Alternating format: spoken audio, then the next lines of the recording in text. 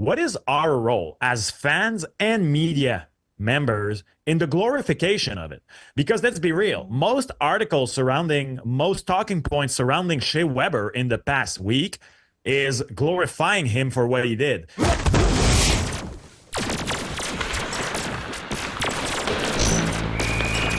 And I'm not saying it's wrong or right. It's just the way we do it. And I'm gonna say, I don't even know. I was gonna say I'm guilty of it. Am I guilty? I don't know. But I'm glorifying him too. I don't know. Have you ever seen, guys, the meme that has been going these past few years? But it's a random picture, I don't know, like a bulldog wearing sunglasses and a leather jacket, and it will be written, "Guys will see this and say, hell yeah."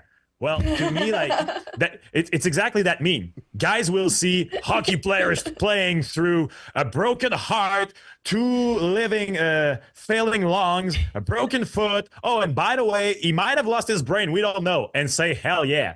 That's literally me. When I saw all the injuries to Weber, honestly, with all I know, with me trying to be like the scholar and being like, we should protect them, my honest reaction was, hell yeah. What a freaking man.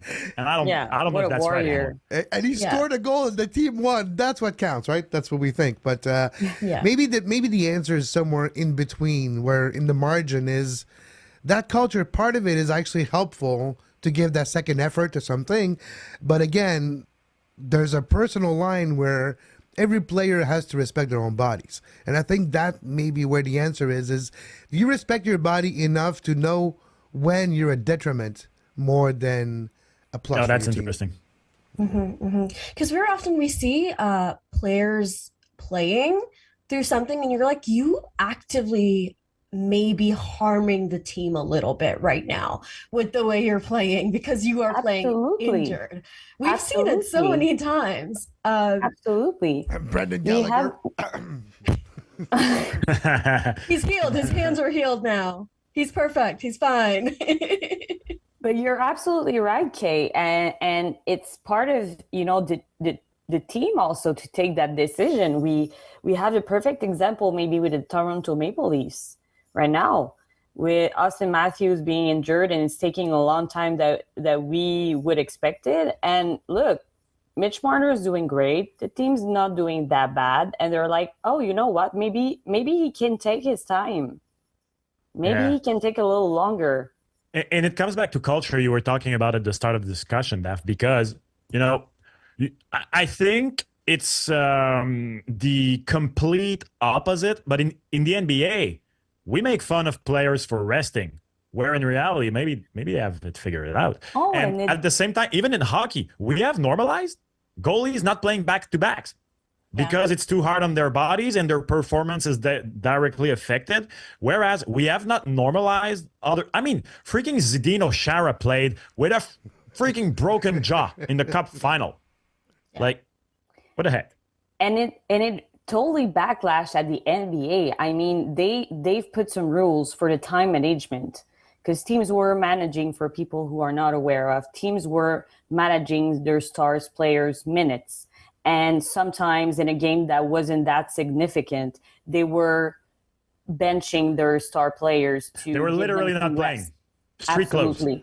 Yeah. So the NBA just made some rule about it, because we said it's a business and people are paying good money to go to those games and see those stars players playing.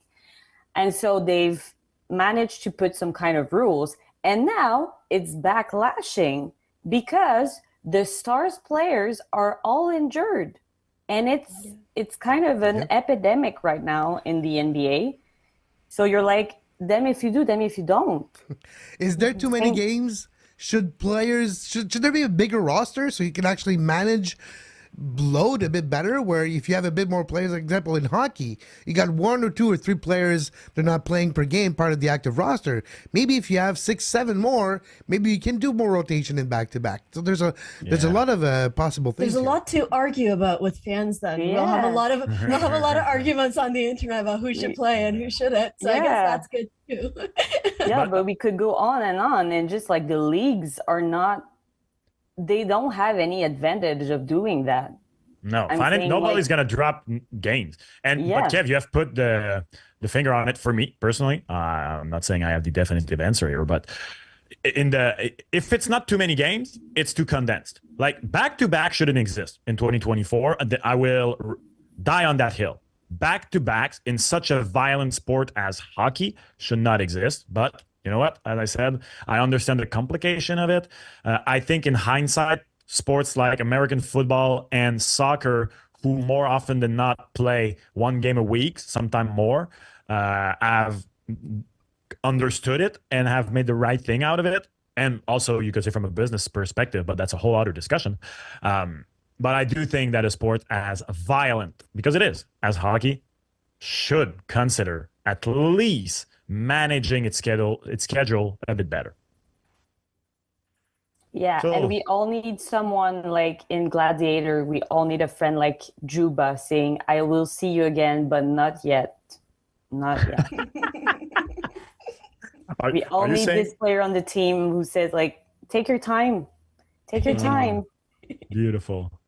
Beautiful. Well, that was a very interesting discussion. Let us know in the comment because as I said many times I do not know what the answer is. Like one day I wake up and I'm like, we need to protect these guys from themselves. And as I said, most days, unfortunately, I wake up and go, Shea Weber, hell yeah.